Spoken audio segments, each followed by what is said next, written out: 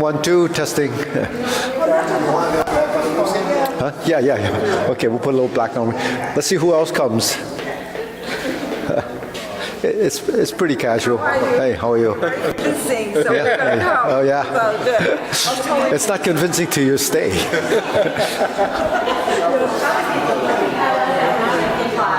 went home and then came back, you know. To fill up with some space. I told them I'm a senior now. Mia, how are you? Have you studied anything? You can have a seat. We'll wait for more people to come. Unless... Studied with my friend. Oh. That's all I learned about. Your neighbor? Your neighbors? No, we're just good friends. Oh, okay. She's been doing it a while. She has. Oh, you know her. Oh. No. Oh, friend, yeah. Mia.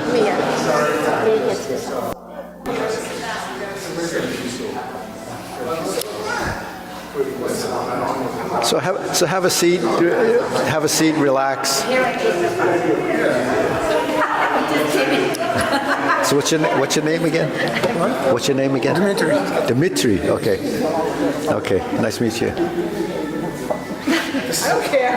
I want to serve friend. It's okay.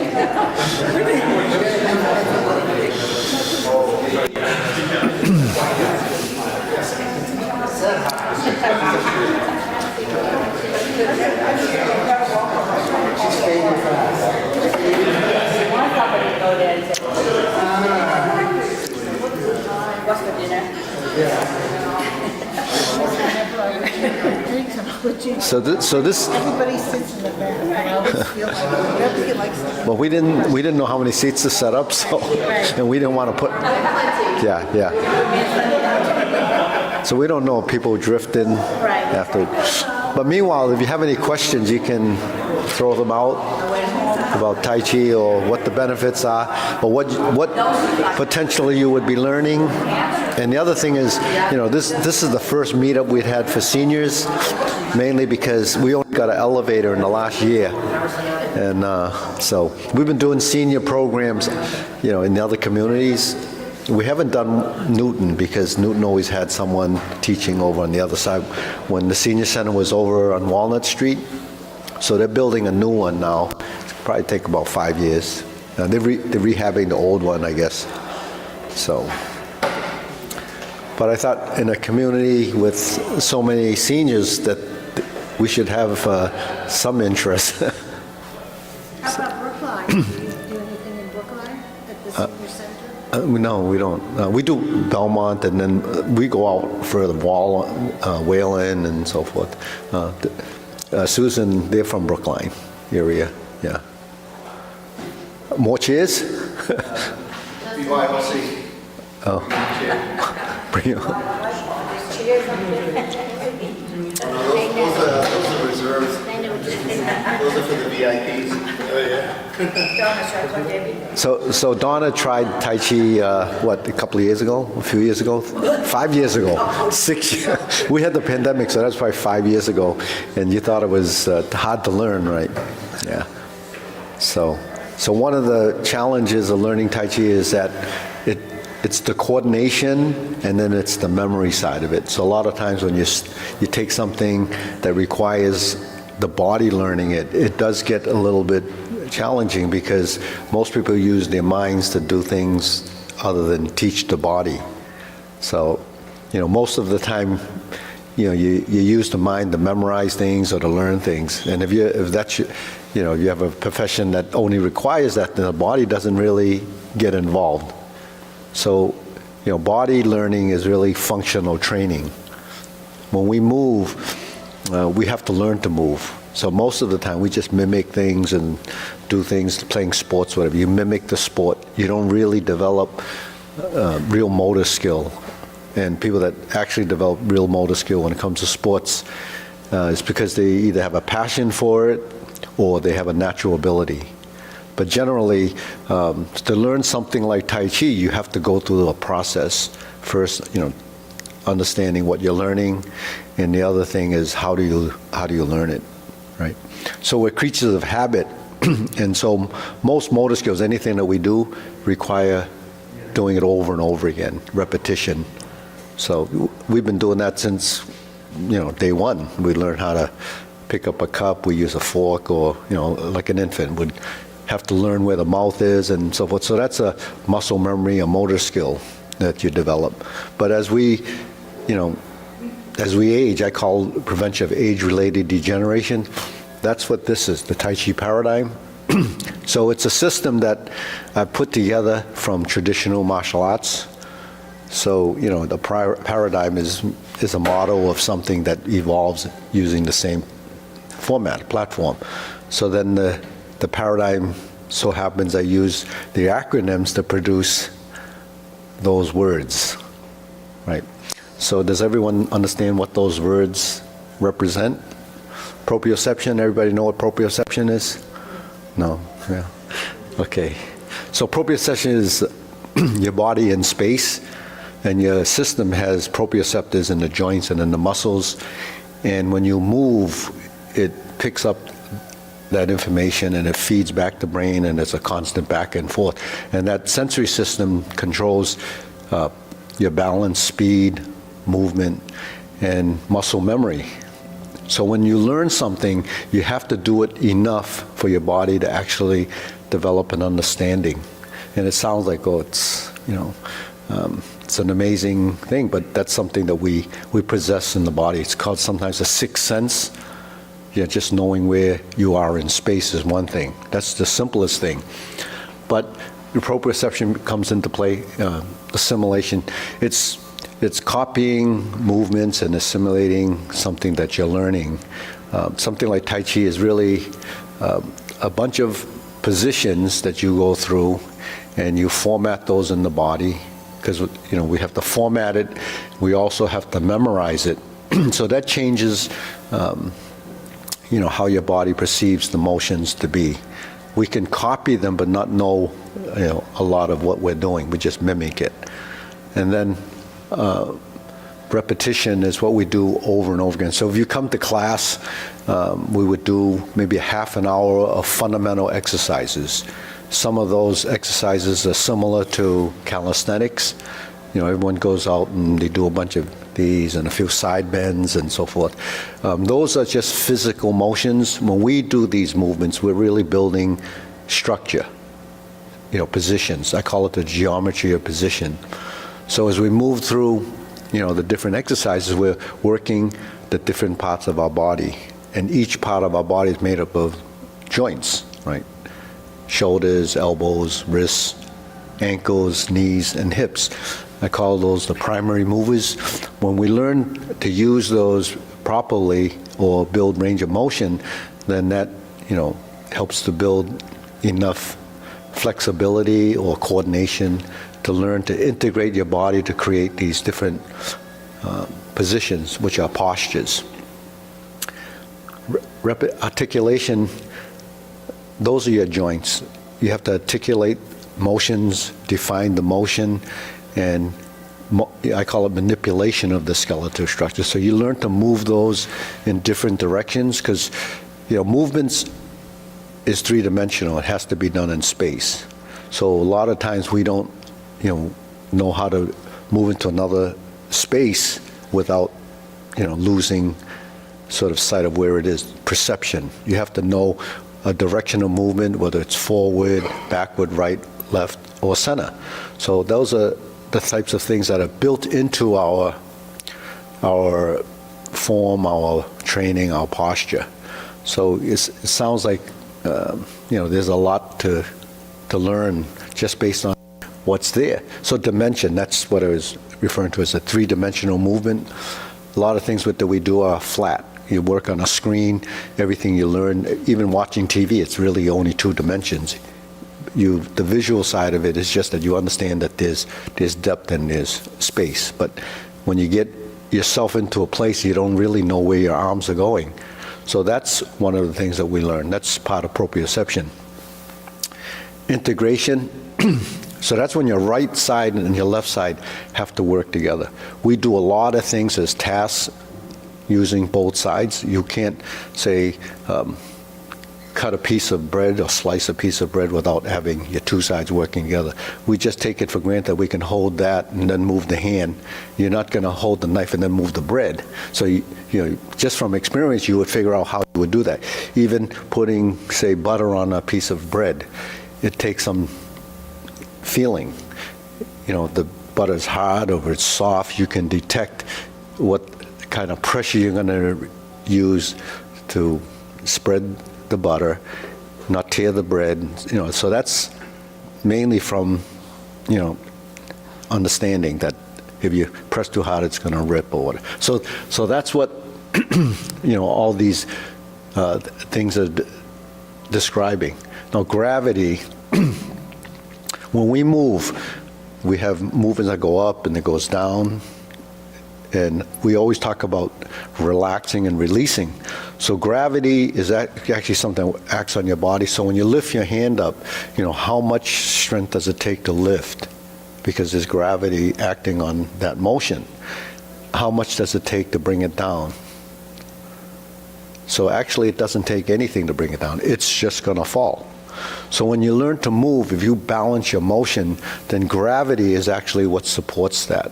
So the channeling of the movement on the downside is how you conserve energy and learn how to use the patterns and positions that we start to build, you know, as we learn. So some of it is called rising and sinking, turning to the right and turning to the left, and so forth.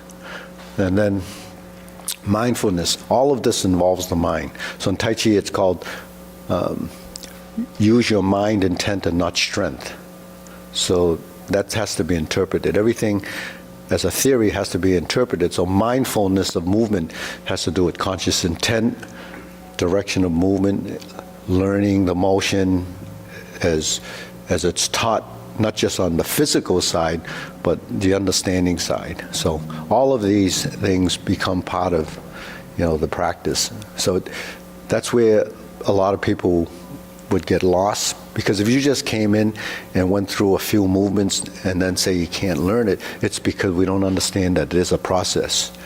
You know, and that process is memory, right? But when you learn movement, it's more than just taking text or an image and memorizing and then you can say, see a person and recognize the face. That's recognition. But you don't always recognize in movement what you're doing. So when you learn movement, you actually develop a memory that's actually embedded in your system. And the thing with movement is it builds another layer of learning. It's rewiring your body to learn that movement. So that's what, as creatures of habit, that's what we do. We learn a movement. It's over and over again, and eventually it's formatted, it's programmed, and that happens as a wiring from the brain to the musculature. So it produces a muscle memory, a sequential memory, based on building blocks to that movement. It builds synaptual connections from the brain to the body. And as long as you're doing those movements over and over again, it'll reinforce it. That's what long-term memory is. So as long as you're working through it and it's building and building and building, it gets better, it gets more refined in the body, and it enters subconscious. So subconscious movement is how it becomes a meditative exercise. So you would think Tai Chi is a form of active meditation. So you just move and you don't think. But in the learning phase, you have to think. You have to use your mind to understand what you're learning. And then it gets to be a subconscious motion. Then it becomes, if you're using it as a technique or for martial art, then it becomes a reflex. But if you don't go through that phases, it just stops at one of those layers of learning. So where does it come in when you practice it for health, right?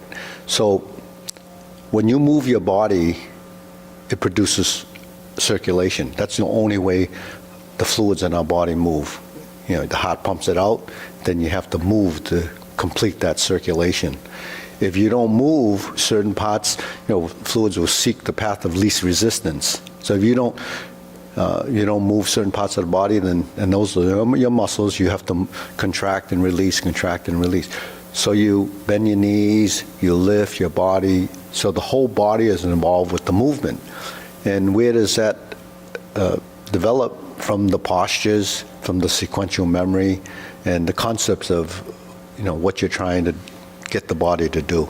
So you're telling your body that it should do this and do that, and then you have to format it, and then eventually, it comes together. But without moving those joints, you actually won't get good circulation. So a lot of times people have ailments in the joints, or maybe muscular tension from stress or whatever it is. That's mainly because the body is sort of creating this layer of defensive mechanism, and it makes you stiff. When you respond to stress, one of the things that happens is your body gets tense, or your breathing becomes, interrupted. So those are the kind of things that we do a lot of. We do a lot of deep breathing, to learn to coordinate the breath with the movement. And breathing is the most essential thing that's for life. So we have to breathe, and we breathe through our nose. Most exercises actually don't always force you to breathe through the nose. But if you can't breathe through the nose, that's another thing. But if you can breathe through the nose, we breathe in the nose and we exhale through the nose. So, while, I've been doing this a long time, and there's always something new discovered in, studies or research. So the breathing through the nose is something that I've done for, since the beginning of time, because I was taught to do that. We was told to breathe through the nose. But they've found that breathing through your nose also helps to bring nitric oxide into your body. Have you heard of that? Recently they've been talking a lot about nitric oxides. Nitric oxide is a gas, and it's produced inside the nose area. And nitric oxide actually causes your vessels to dilate. So breathing through your nose, when you breathe in, nitric oxide goes into your lungs and into the breathing apparatus. It actually helps to stimulate the dilation of the vessels and helps reduce blood pressure. And then it's also produced in the rest of your body. And these are studies that they've done that, because in the past they didn't realize that the human body produced nitric oxide, because it comes and goes in split seconds and it's gone. So they didn't know that it was produced, but it's produced in your body from the nutrients, from the types of food that you eat. It's produced in your blood vessels, and so that's something that's not totally important just to Tai Chi, but if you just breathe like that without even doing Tai Chi, you would actually get the benefit of that. So that's one thing. So breathing through the nose is something that we do all the time, but until they did that study, I didn't even know why I was breathing through the nose, other than bringing oxygen into your body. But what else happens when you do deep breathing, or breathing the way we do? It's elongated breathing that works the diaphragm. So your diaphragm is an important muscle that involves breathing, inhalation, exhalation. The length of the breath, the scope of the breath really is something that we focus on, because breath and movement is what essentially Qigong is, breath and movement. So what happens when you inhale and exhale and you move? Well, you bring the breath into the body, but then when you're moving, because you have these subtle motions, it actually produces energy while you're cycling through the movement. And what helps to produce energy is oxygen. So then that means it's a cyclic type of energy produced while you're in motion, and that actually, brings oxygen and nutrients to the cells in your body, because the tissue is cells. So, and then, not to mention what goes on in the brain. When you learn these movements, it requires processing up here. And that processing in the brain, over time, begins to be, learning and building, the the synapses that your body's producing, and that becomes a long-term memory. Like riding a bike or swimming or any of these things that you've learned as a youth, it stays with you. You just have to be able to retreat that information. A lot of times, if you stop to use it, it just goes away. That's kind of what it is. So, but Deborah's been doing this a long time. Colleen's been doing this a long time. The instructors have been doing this a long time. But, they don't always pay attention to this side of it. But, when you kind of understand how it works, the tendency is to realize that it's good for you. It's not taking a medication. It's actually servicing your own body. And that's all you really have to do, because circulation, exercise, just bringing the term exercise, everyone's prescribed exercise from all the studies that they do. If you're overweight, you're this, you're that, or you have, type 2 diabetes or something, they said, you need to exercise. But then what's the popular exercise today? They've come to, it's called HIIT, high intensity interval type of workout. That's good for your musculature to help it rebuild. But the thing is, I think it's too intense as people get older, because it's very stressful on your body. It does rebuild, but unless you're a super athlete or you're needing to build endurance or maybe playing a sport where it's really at a high level, I don't think you need that kind of type of a musculature, because you're not doing that most of the time. You work, you do things around the house. The important thing is to balance your movement, get good circulation, not stress out the body to create too much inflammation in the body, because the inflammation that everybody talks about, that's causes diseases and all these things, it's because we're stressing the body. So if you're stressing the body from overworking the muscles, then you'll get sore, you have to recover. As you age, you don't get to recover as fast. The body just doesn't want to do that. And then the amount of energy required to do that diminishes. So age-related degeneration is not just a number. It's actually everything in your body has the potential of, going down. The only thing that doesn't go down is, time and age are two things that always go up. Everything else goes down. So, but when it goes down, how do you, prepare for yourself and to control it? It's just, I'm not talking about disease, I'm talking about for the average person. So it's really just moving, but it has to be organized moving. It's not just random movement. So the organized side of it is what,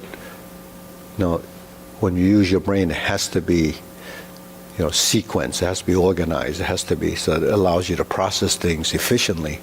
So movement is done the same way. You have to learn to move your joints correctly, use your musculature efficiently, and then you don't get exhausted by the end of the day from stress, which causes, once your muscles are always tight, you're exhausted at the end of the day.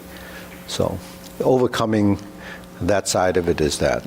So that covers a lot. But do you have any questions?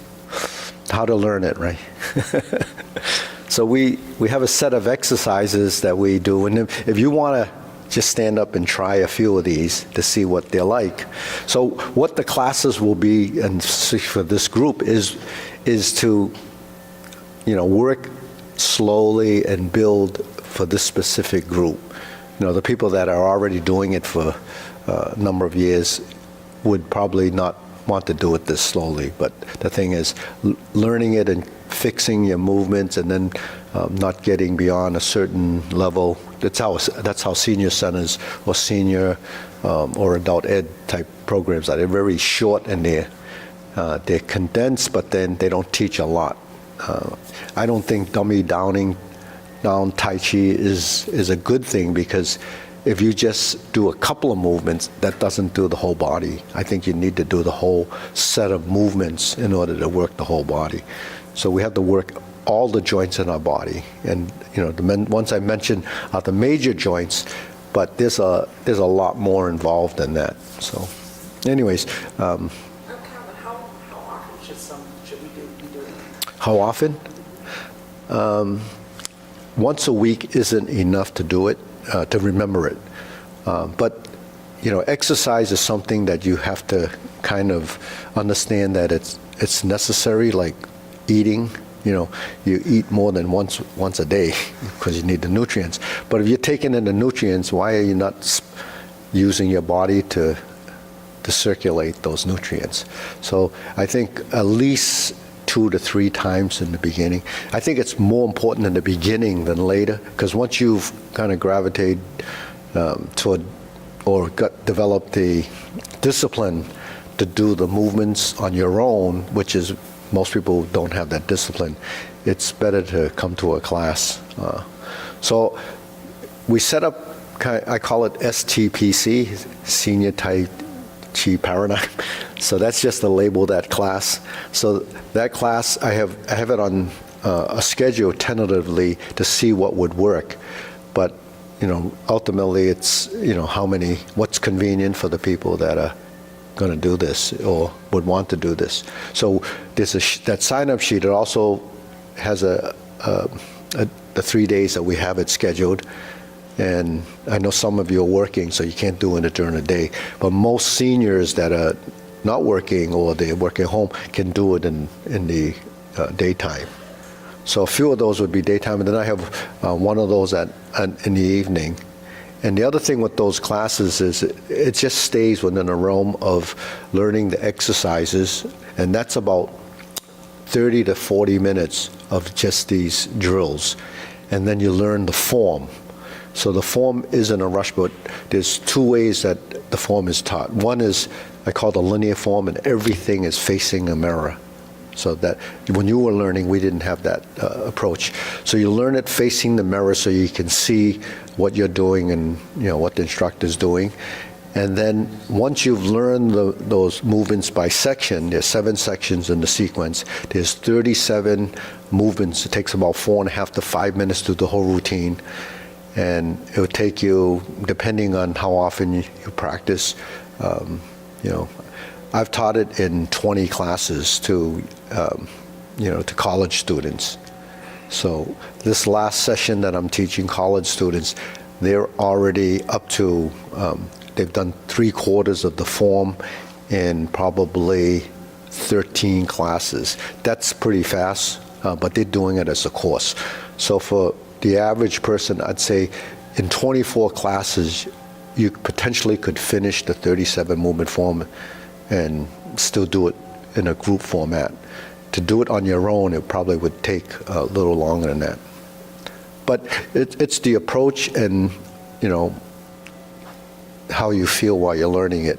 And everyone's going to be different, based on, how often you come and how much you practice on your own. But there is some support because we have videos, we have live streaming, and we have some tutorials that are done on one of the platforms. So, but you're starting off. You don't have to memorize everything.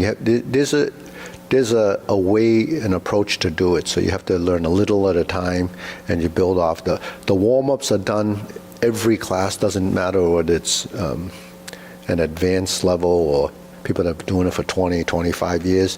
They're still doing the same exercises because it's the same body. But you say, why would I do those same exercises over and over again? It's because when you first start to do these exercises, you don't really know what you're doing other than going through the motions. But as you do them over again, your sensitivity with the position, the muscle memory, and the discovery from the motions start to evolve. And you'll find that everything that you do in the warm-up exercises is the support for the form. And everything from the form, it's back and forth. It just feeds back what you're doing. So most people that prescribe Tai Chi, balance, coordination, stiffness, those are the basic things that's what most people know it is good for. But they don't talk about the circulation. They don't talk about all the other things that are important, mainly because people that prescribe it really don't practice it. So they really can't tell you, how it works.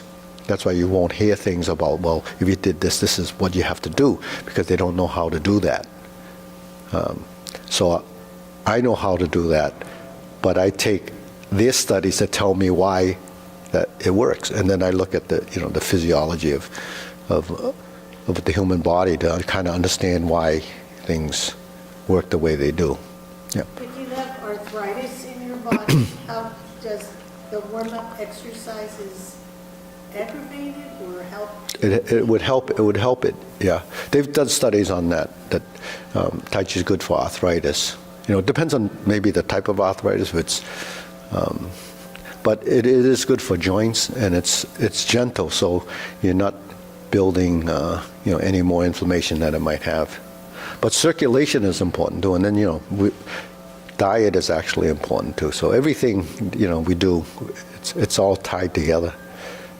So that's why today they're looking at things as a holistic way, that you have a lot of blend of different things that help you maintain a quality of life. It's not just aging. There's a lot of people that live. You can live on a machine, but that's not really life. You have to have mobility and functionality. That's why we move anyways. We can't get anything done without moving. So, do you have a question, Peter? You're good. I know. The thing with questions, when we have a forum like this, people don't have questions because they don't know what to ask. So, and that's mainly because you have to know something about it. So Deborah would have questions. Lisa, you're always in the back there, so. Can you show us some of the movements? Or? Yeah, we can do a few of the warm-ups together. So you can stand up. Okay, so sitting Tai Chi is not really the best unless you have. We have an adaptive series where you sit and do the movements, but Tai Chi requires standing. It's better. Tai Chi in the water is not good because there's no gravity. So standing is where you develop. Most of your. Most of the day you would be on your feet anyway. So yeah, we can all stand up to see what it's like. So a lot of.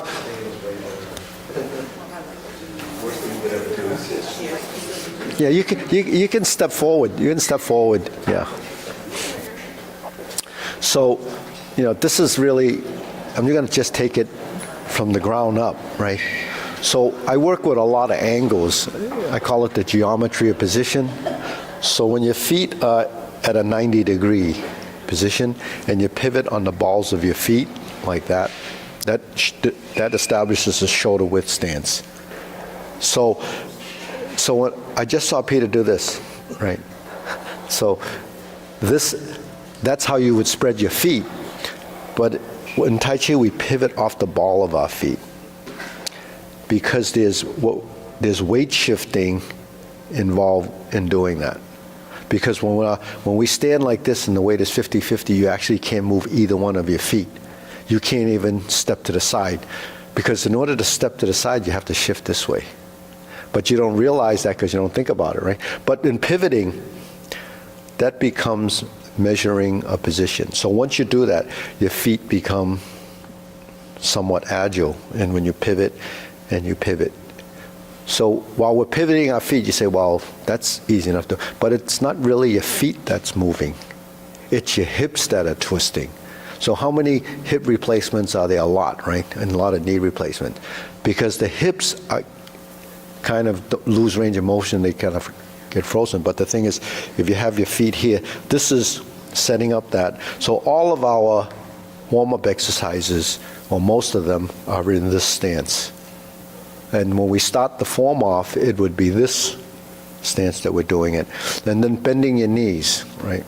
We sink and you rise. So we have to think of not bending, we have to think of releasing. So when you release the knees, your body will start to descend, right? So bending is a physical thing, releasing is letting go, okay? So when you bend, you know, if you're using too much strength or you're doing it too physically, doing it too much, then your joint is not releasing. So when you release, then you settle into your stance, and then you can stand up and then release. Now when you stand up, are you just doing that, or are you slowly lifting? So that's kind of working with gravity and letting the body discover how much strength is actually being used. Okay. Now, the geometry position, though the feet are square, the arms are square. Okay. Now if I bring my hands together like this, there's a center line and there's a triangle. Okay. And then if we bring it out again and we spread the hands like this, by the elbows rounding out, so you just spread the hands. So that creates a hoop, which is circular. So circles, triangles, and squares. That's the most basic fundamental thing that we're doing, is those positions. Because our joints only pivot. So the fact that we pivot these joints, when we combine these joints, we create these shapes. So by creating these shapes, that's part of manipulation of skeletal structure. So when we go like this and we're here, so this is this position, the arms will swing, right? This is the hoop position, palm in, palm out, okay? Now we clench our fists and we open one and we open the other one, alternate the hands. That's working your right and left sides. Now the side with the fists is the side we're going to turn toward. So we're going to use the fist and turn toward that direction, right? So if I use the mirror, okay, so we're standing here like this and we turn. 1, 2, 3, and we switch the hands. 1, 2, 3. 1. Now try to keep your arms round. Don't let your arms straighten out, because your tendency is to want to do this, because then you're starting to reach. We're learning to pivot our body. So what's required in pivoting the body is your spine, the lower back, the lower lumbar. Turning your spine is one of the things that we do a lot of, because the spine is very important, you know, for movement, and all your, you know, the network of connections to your muscles go through there. But then along with that is we don't actually learn to typically move our spine, because it's always like paired and you're bending, it's very stiff.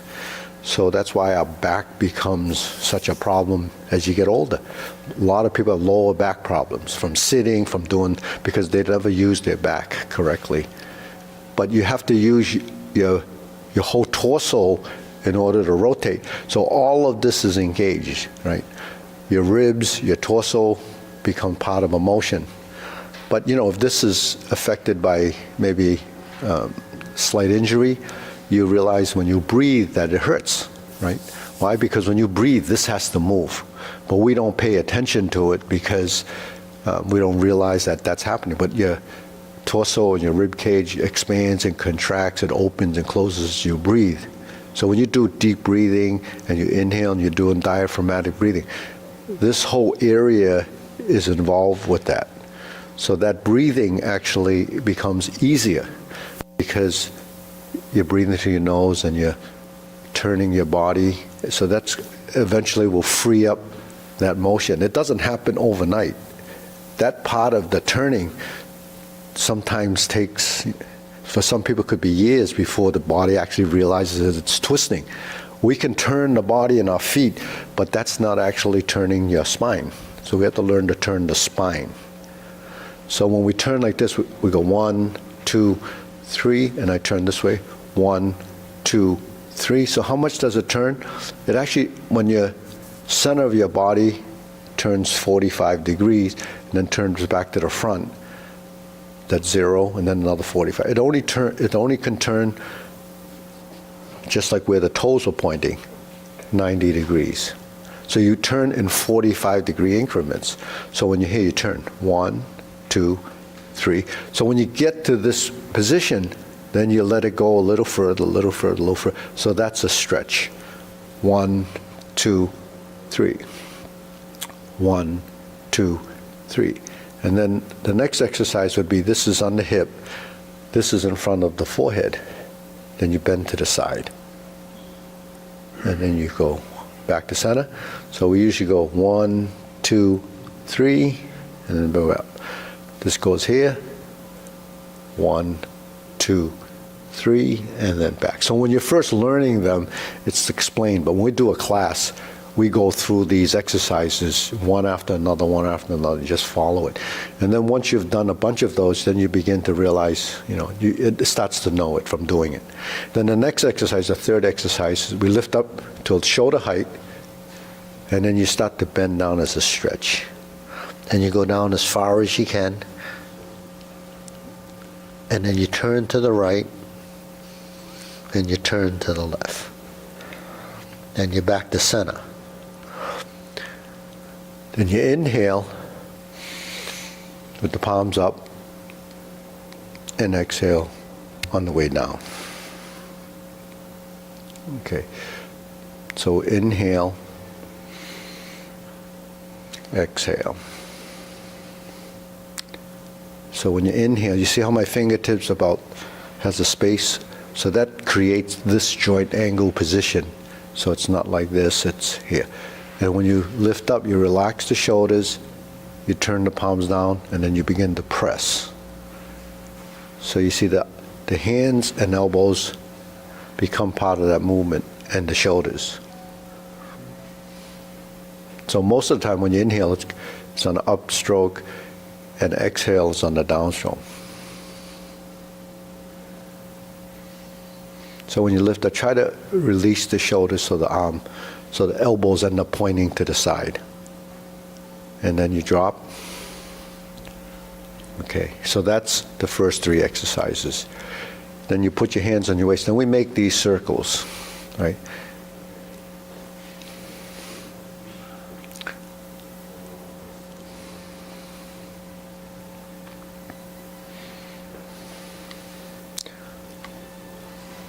So when we do these circular movements, you actually feel a little transferring of weight to the soles of your feet, because every time you move to one side and then back, it's actually going through the soles of your feet.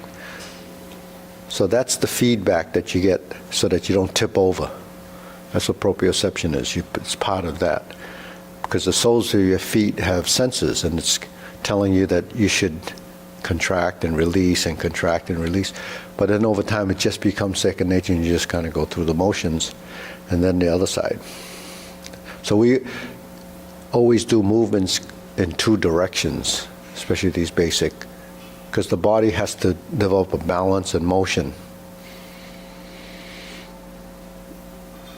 Okay, then the next exercise, and I'm just going through a series of them. You cross the forearms, and then you bend your knees, and then you hold the kneecaps. And then you want to create a circle holding the kneecaps. The feet stay parallel.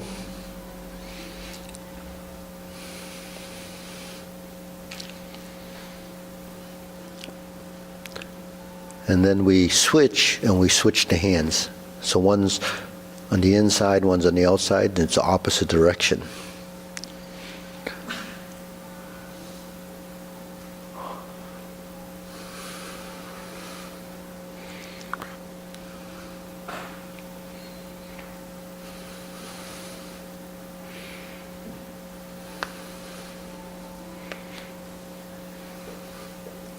Okay, and the next, hands go on the waist, and we do a neck exercise. And we turn. 1, 2, 3, 4, 5, 6, 7, 8, 9, 10, and then it's back.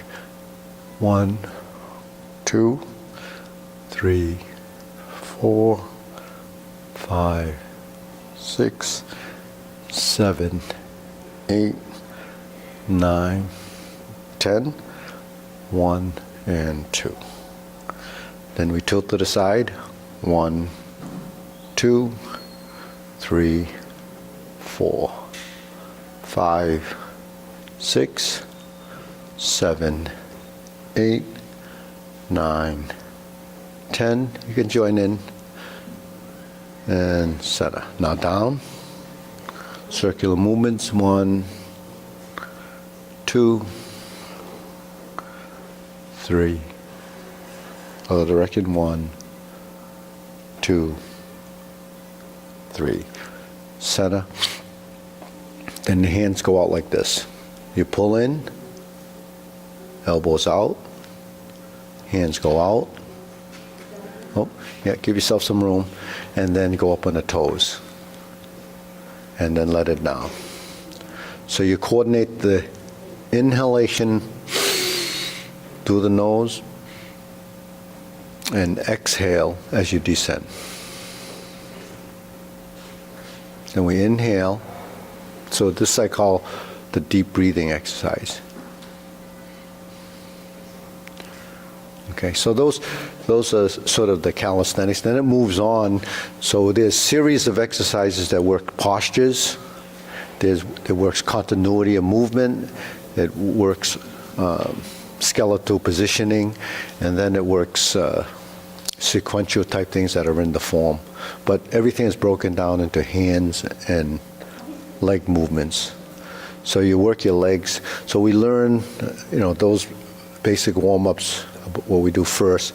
Then we begin to go from here into some other movements. So if we start from here, right, and we bend the knees and we shift the weight and move the foot out. So this is your stance. It's called an empty stance. And if we bring our hands up like this, that's a vertical elbow. Okay, so we go back to this position, just do the hands. There's your triangle. If we separate the hands, there's your, but don't separate the hands, let this go out here. You maintain that center line. And then if you switch to the other side, so everything is tracking that center line. That's an imaginary line. And then the reference points for any of the moves we have is the forehead, the shoulder, the waist, or the navel. We call it the navel area. So it's low, shoulder, forehead, center line, shoulder width, and out to the corners, 45 degrees. So you see, those are the geometry of position. Now when the hands are like this, when I separate the hands on the center line, you can see that track the center line. There's your left side position where the left hand is on top. When you bring this up to the top and you switch, there's the other side. So you have a right and a left vertical elbow. Okay, so if you clench your fist, it's like an en garde position, but it's this. All right, so there's your vertical, and here's your vertical. Then one on each side. Now we bend our knees and we bring our left foot position out. There's your left. It's called the empty stance because if you turn your foot, you can see your foot can pivot. It has less weight. Try pivoting the solid foot. You can't. This is your weighted foot. Now when the hand's up like this, when we go to the front position, that's a leaning archery stance or archery stance position. And then when the elbow goes up, with the thumb facing up, that's your horizontal elbow. Horizontal is half of this. That's your hoop position. When we go to triangle position here, and you go forward, you create the hoop position. And then the palm joins the front hand, middle finger on the thumb, and then you sit back, and then drop your elbow. And you go forward, and you go back. So the shifting of the legs is, for most people in the beginning, it's most different. So what is really happening in the lower half? Okay, I'll explain that after we shift to the other side. Let's do a few on the other side. So we get the vertical on this side, thumbs up, elbow out, press forward, and the inside hand is vertical, or the elbow down, and then back. Okay. Yep, don't move the feet. 1, 2. 3, and back. 1, 2, 3, and back. Okay. So that's vertical to horizontal, vertical, horizontal. Those are fundamental positions. Movements start from here, they end up here, and then we have a series of these type of things, of the hand positions. When you combine different hand positions, it creates a posture. And they're directional, it's in space, it's tied to certain stances and positions. So the first section of movement, when we go forward, I'm just going to take you through just see how you feel and do. Turn the toe out. So when we turn the toe out, that's taking the front foot, going a quarter of a turn to you at 45 degrees.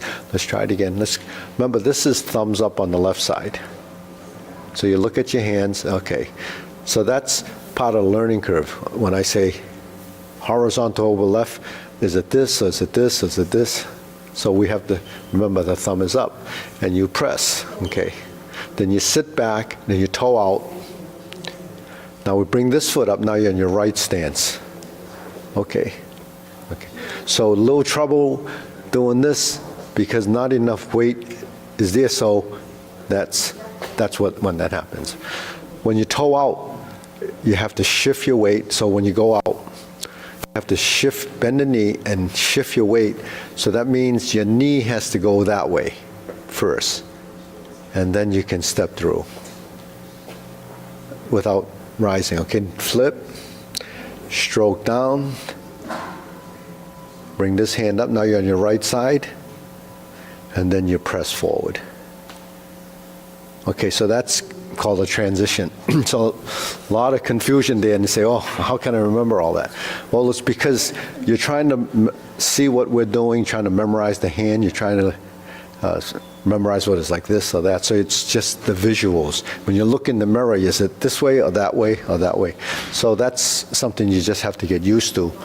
But, you know, to point some things out, we can do that again. When you go forward in the stance, you don't want to pick the heel up on the back foot. So when you go forward, you actually have to push off your back leg. So what in movement in Tai Chi is a relationship. If my leg is pushing, this knee is yielding.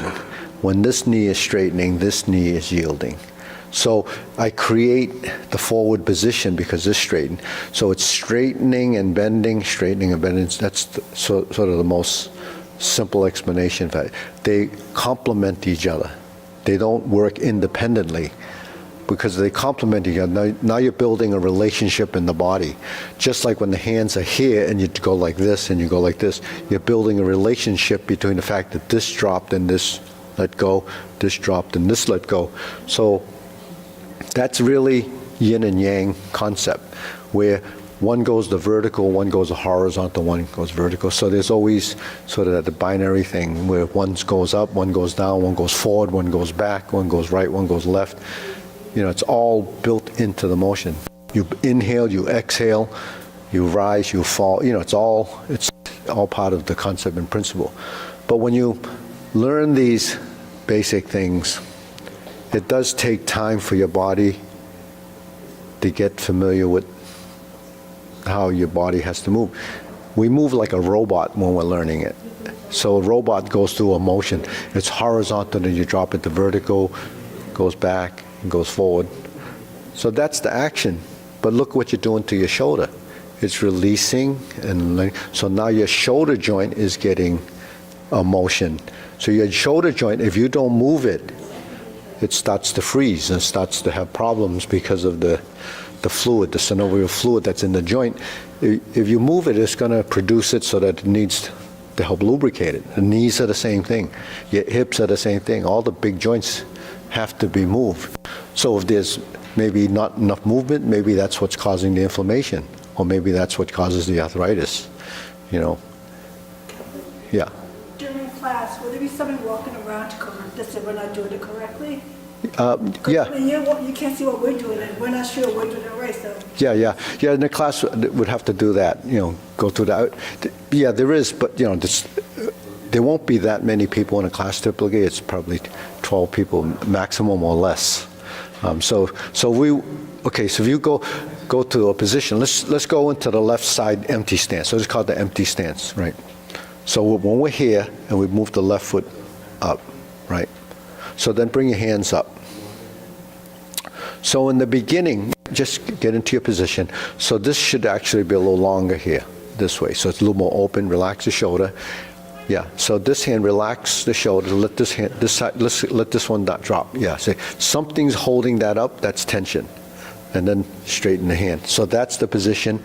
The leg work is the hardest thing to do. You let this out a little bit. Yeah, that's good. So just like that. That's all that position is. And once you've created the correct position, that's good. You'll recognize it. Yeah. And then try to sit back a little bit into the back. Yeah. Yeah. Okay. Not to scare you, we hold this for 45 minutes. No. Okay. That's scary. Yeah, okay. So we don't wear out that side. We're going to switch. Now, the simplest way is to pull this one back and switch. I went through a transition to see how you would see that, or work that. So this is your V stance, 90 degrees. Whichever foot goes forward is your sort of the dominant primary side. So this is the right side, you have your right hand up. Now, vertical, the elbow means to point down, even though it's slightly angled to the middle. But when it goes to the middle, straighten it out and then put this by the elbow. So that's your position. When we go forward, if you turn your palm towards you like this, just rotate it like this and then lift it up. So that's horizontal elbow. Now, if you just put this hand against the thumb and middle finger with the elbow where it is, then that's that correct side. So yeah, so that's better. Yeah, so the rear foot is a little too straight, so that's probably causing, yeah. Okay, we shake that out. Yeah, good, that's good. So the thing is, when we move our foot forward with the knees bent, you see how I did that? That's actually one of these, right? So when I do this and I leave that there, when I step out, that's going to be a good width for your stance, because if you leave it here and you bend and then just plant it there, it's going to veer toward the center, but you really need a gap for your feet to be wide enough so you don't feel like you're going to topple over. See what I mean? So when I do this and I straighten this out, I'm still in a shoulder width stance. You see that? So the shoulder width stance is the key to the side-to-side balance. So depending on your shoulder width is about where your feet should be. So proportionally, if your feet are in this position, that's pretty correct for most people, unless you have really, you'll have bigger feet if you have bigger shoulders. It's like the roots on a tree, go out they grow out as far as the branches go. So if this is how big your shoulders are, that's about where your width of your stance will be. It's kind of measured out like that. So yeah, so that's something that we would go over and over. But the warm-ups is actually something that we do, a series of them, and then interrupt it with some bits of the form, going through a series of motions that in a posture. So what is a posture? What is a form? Maybe we can have someone demonstrate some of that. So anybody around? So anybody want to do Tai Chi Paradigm form? So someone want to do the form? We can do. Oh, the schedule.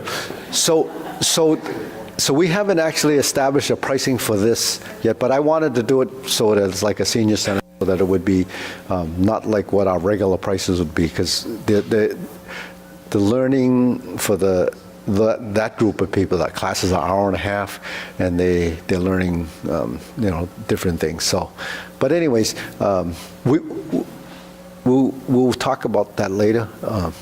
So the 18th is another meetup, so we wanted to group the people, see what the right times, would work for you. I know you're working and you can't do it till after 6. Yeah, and then anytime. And anytime? Except Tuesday, Wednesday. No Tuesday, Wednesday. Okay. So yeah. So mark that on that sheet, because we'll kind of look at all of it to see what works with our current schedule and where we fit those classes in, and how it would fall. So, but that's down the way as to how many classes you would do per week. But I think if you do it 2 to 3 times, it would be easier to learn. Because even if it's just the warm-ups, but then the warm-ups are done every Tuesday, Thursday, and Saturday mornings online. You can follow. But those would be fast. You're not going to get any guidance there. But when you're first learning it, you have to go through the process of making sure everything's pretty close to where it should be. And if so, now I'll change it back to maybe you guys want to do a little bit of. Okay. No. So what we can do? Oh, yeah. Elizabeth, before we do that, would you just talk a little bit about relaxation? I mean, you talked about, Yeah. relaxing the shoulders, Okay. relaxing So, the, 'cause yeah. they're also stiff. And, So if you want to sit down, we can do that, or you want to just stand up and do it. Yeah. Throw your chairs back. So.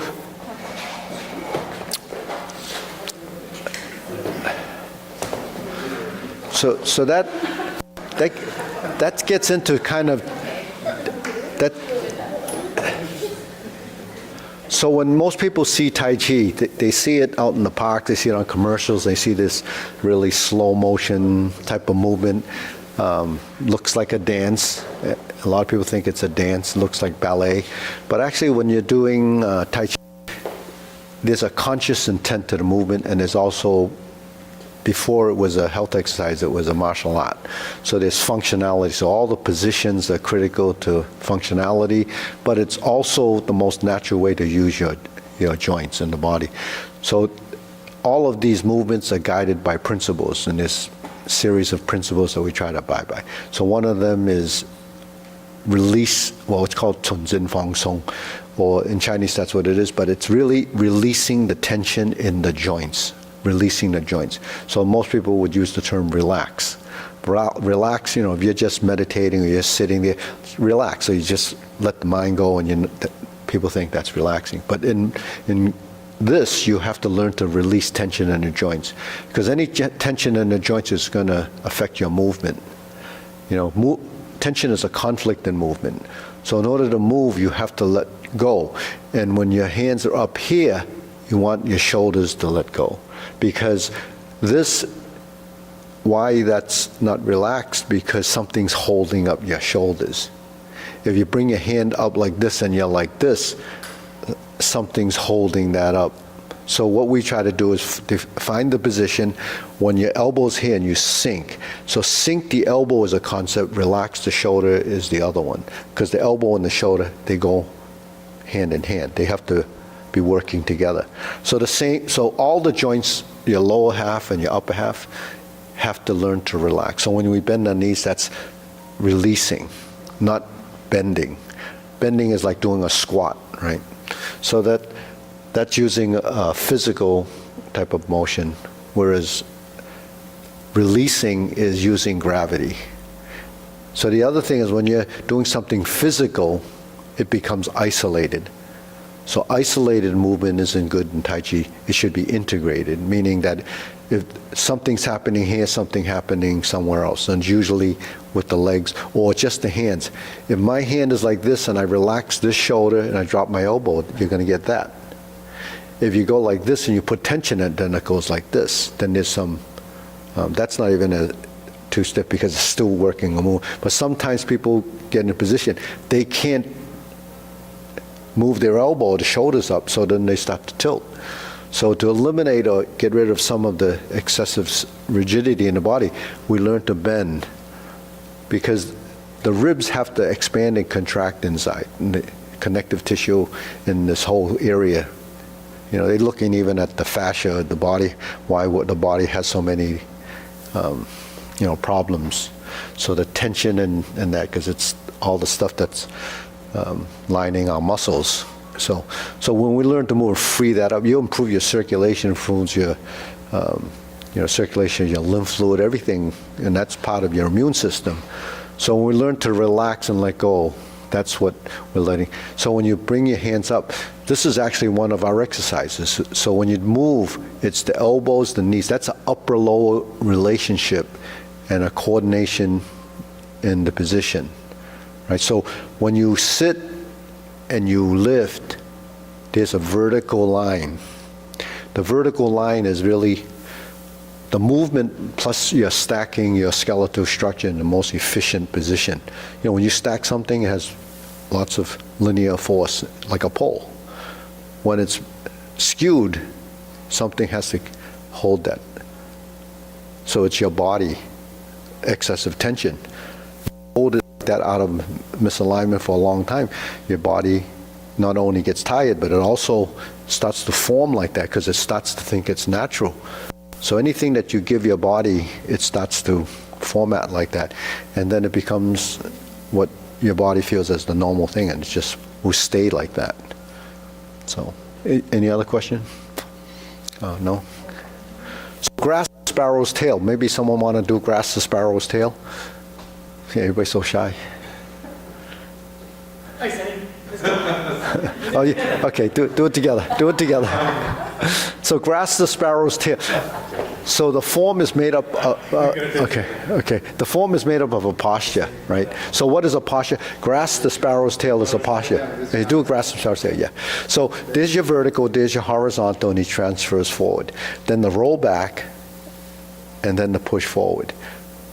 So what it's made up is 4 movements. That's grasp the sparrow's tail. Now, if he was to make a transition from grasp the sparrow's tail into the next posture, it would be to single whip. Now, first show a single whip stance. Okay, so single whip stance, that's a hook wrist, a palm position, that's a horse stance, a body position. Now, the back is rounded here, the shoulders are cupped, the elbows are down like this. So that those are going in the 45-degree corner. The torso is like this, and this is the widest stance. There's a stance wider than that in the other form, but this is about as wide as it gets. So that's the single whip. So to get from grasp the sparrow's tail to that, you go back to grasp the sparrow's tail.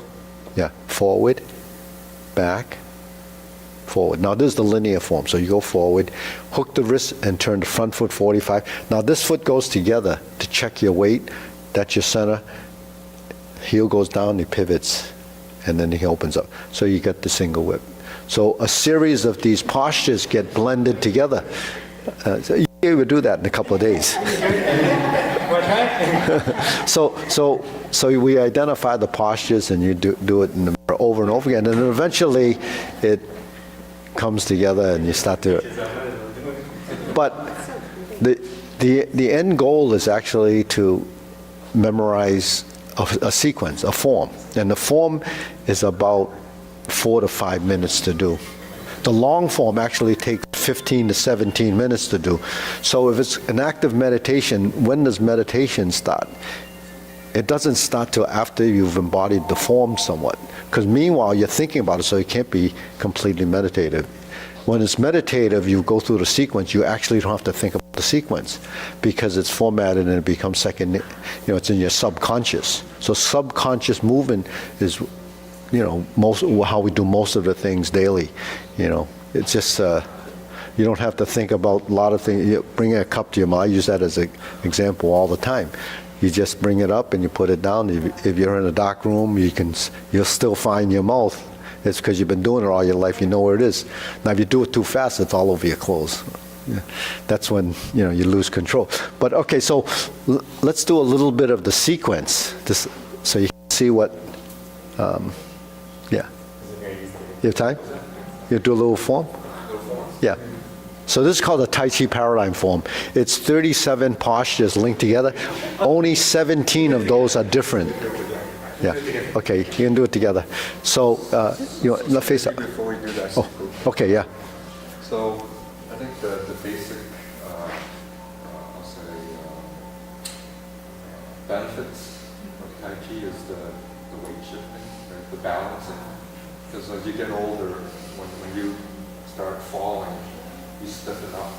And when you do that, you're going to land hard. So you hear people like hurrying their hips and everything. So when you actually do the Tai Chi, you learn to, as you feel like you're falling, you actually relax and you actually sink. So then if you do fall, you fall really lightly. So you don't actually go like that. So you actually learn, so your body, and you can't think about it, your body has to react. Yeah. So as you do the Tai Chi, it actually helps your body learn how to actually react to that.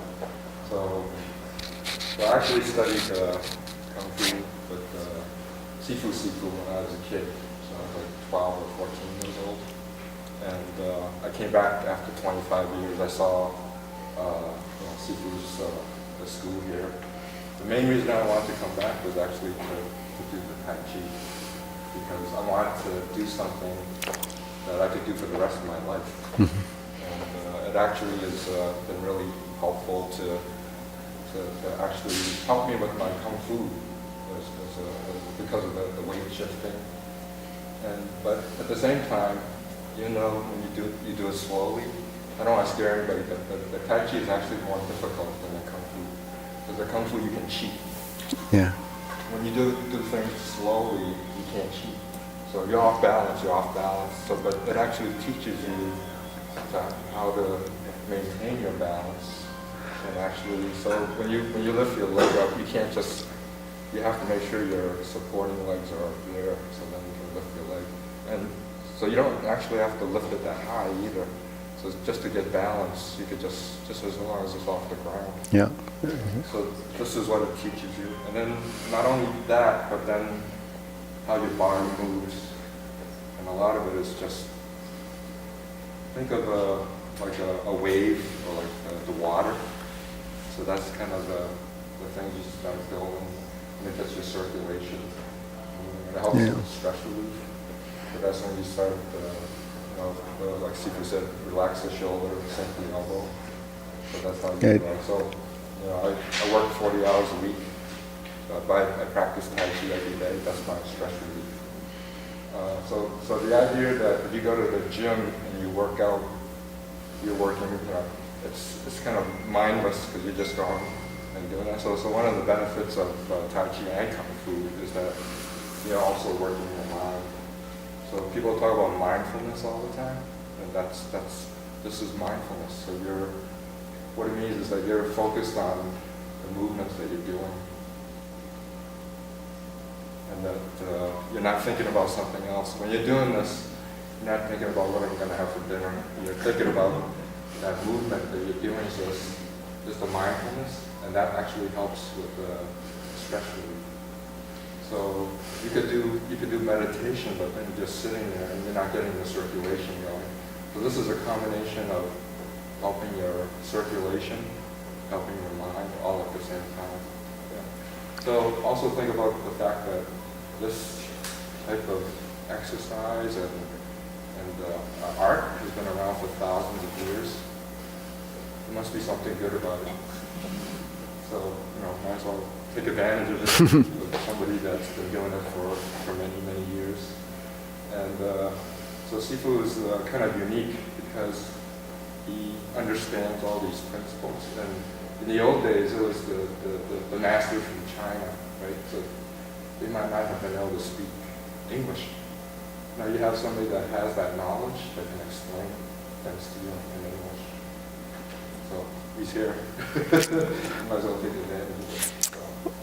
Yeah. Even back in the day, they didn't have the research that they have today. The things that they've discovered today.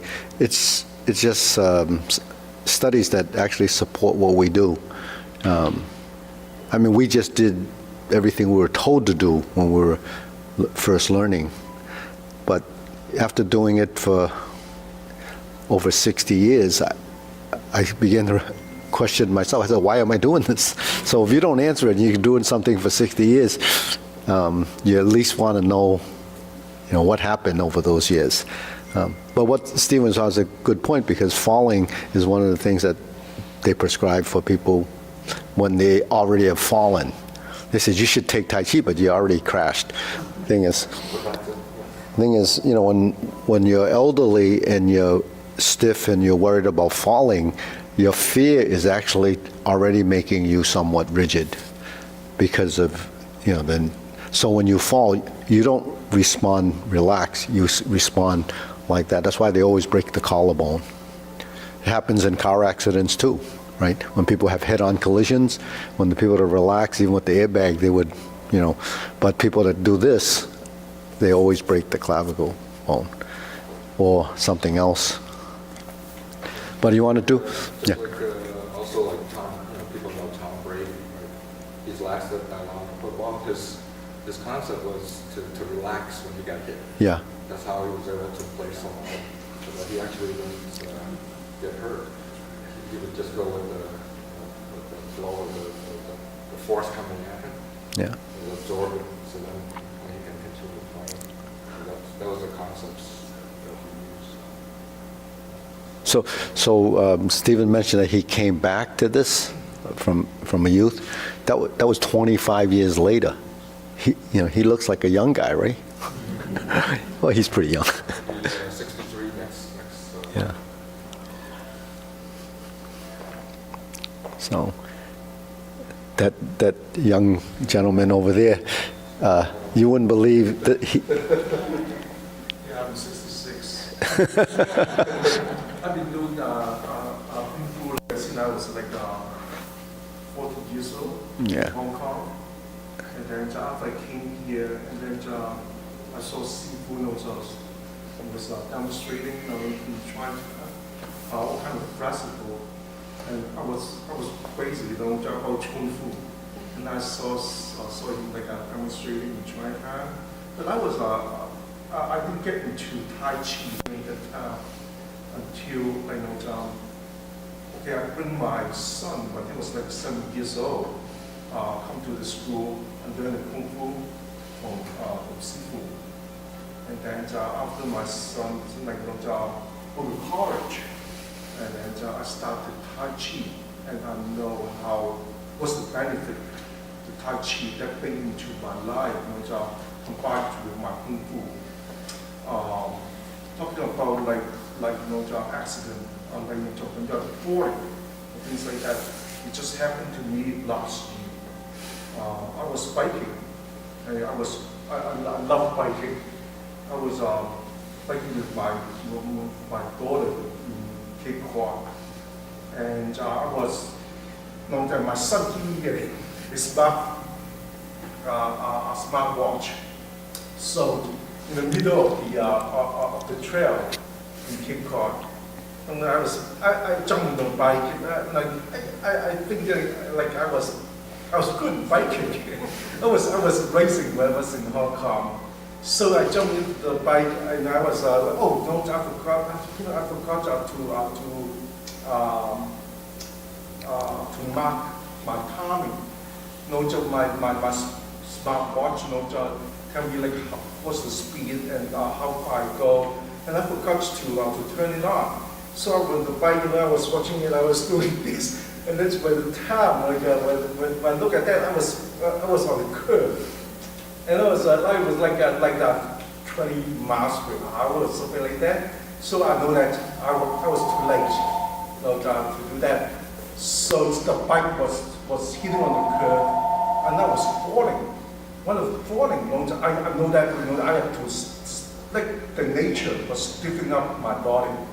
When I'm falling down, so I don't hit damage my body. So my bike was fly away, and then the worst thing is my bike shoes was locked onto the pedal. So when I fall down, while I'm falling down, what of the first thing I'm thinking about is how am I touching on the floor? So I twist my body down, and that's what hitting when I hit on my ground, and that's my helmet will start to scratching on the floor, and then actually I feel my face was on the ground already. So I try to soften it as much as I can. From that point, from the hardening to softening, It's just a fraction of the second. So all these things come to me, Tai Chi's come to me. So I soften it, there's no, I just twist my body. Otherwise I cannot twist my body because it's hard enough, like Kung Fu. So I twist, I softening, then twist my body, and then now, I just turn with bite all the four to release that energy. And that's my real life feelings, about Tai Chi. So you can't think about it, your body just reacts. So it can't react because it's not used to it, so that's what happened. That's what happened when I was like 65 years old. So see, if I think we passed the time, I don't know if... Yeah. Did you want to see a little bit of the phone, or do you I want want to talk about the timing and... the schedule? Yeah, the schedule. Because, Yeah. So we, already a couple of times on yeah. Tuesday, Wednesday, Friday, was it? Yeah, it was Tuesday, Wednesday, and Friday. Tuesday was around 12:30. 12:30. Wednesday at 11 to 12, and then Friday 11 to 12. Well, there was a 6 o'clock one too on It was a 6 Friday. o'clock one, Yeah. So, So you, but the idea is that what's you want to? Is mine? There was a sign. There was a sign up that you put your email on. There's the times there. There's times in Tuesday, Wednesday, Friday in the morning. Wednesday and the nighttime. Go to the nighttime. 6. Nighttime. You don't have There's nighttime no- schedule. it's only here. Oh no, here. Oh, that's a Tai Chi Paradigm. Yeah, it's only Yeah, so these two 101 and this Tai Chi Paradigm is going to run in tandem and then do the 101 at the same time as so this. Monday and Wednesday at 6. Yeah, one day. So actually it's a Monday. Oh, that's Kung Fu. It's just Wednesday. Oh, the Tai Chi Paradigm is 6:30. 6:30 to 7:30 on Yeah. Monday. So 6:30 to 7:30 on Monday, 7:30 on Monday. and then Wednesdays would be 6 to 7. Yeah, we'll put those at alternate days, and then the mornings, Tuesday would be. That's still tentative. All of these are tentative, based on what happens next week and what happens in the feedback of what you suggested for times, because the times that you suggested are the ones that we try to accommodate. You said two. Put that on there? Like, is it where we put that? We had a sheet that Okay. you may find that sheet. Yeah. Okay, I'll look for it. I'll Yeah. put it down. So you're not good Tuesdays and Thursdays, did you say? Tuesday and Wednesday. Tuesday and Wednesday. So The other times is fine. yeah. Okay. Did you mark it there? Did you mark? Yeah. Yeah.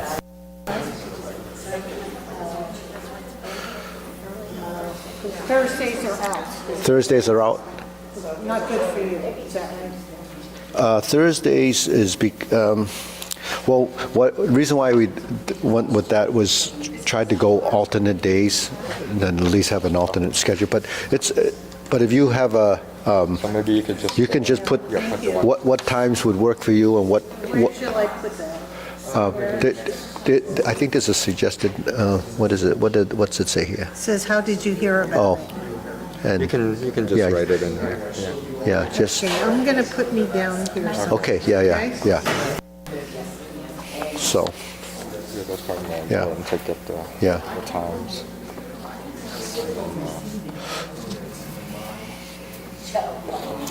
So I think, what Stephen was talking about when you go to gym and you kind of work with weights, which is what most people have prescribed, working with weights, that really works your muscles. And then there's people that prescribe cardio. So Tai Chi is not a cardio exercise. It doesn't raise your heart rate the same way as running would do. That's more physical. And a lot of times they talk about building your heart rate to a certain level. But if you can get good circulation without improving your heart rate, that would be the same benefit, because the whole goal is to do that. Strengthening the heart muscle sometimes can be excessive too. People that do a lot of, that type of training, sometimes they get, inflammation or bad joints or so forth from pounding. So, I mean, exercise is something that people choose because it's a personal choice. So, hey, Colleen, you want to do a little Tai Chi? So that, see everybody. Yeah, do a little bit. We, yeah, we have weekends. Saturday's busy, so it could be on a Saturday too, depending on what the interest is. We didn't know whether weekends were going to be good for most seniors because a lot of times they're busy. You know, they go away. But you know, those suggestions, as long as there's people that are interested in coming, you know, maybe when Nick and Eva come back from their trip, maybe they would be interested. I think Eva did it before. Eva did it a long time ago. She learned the long form. Nick never did it because Nick, he's, he doesn't have the patience. But so, anyways, so how do you feel? You think you can do it? Yeah, I think I can do it. You sure? I can do it. You can do it. I can do the one move. When you start to do two, that's when you start. Yeah. So you never studied anything, right? You haven't tried it, Tai Chi? No? Just a personal question. Yeah. I have arthritis in my spine. I have spinal stenosis that I do exercises.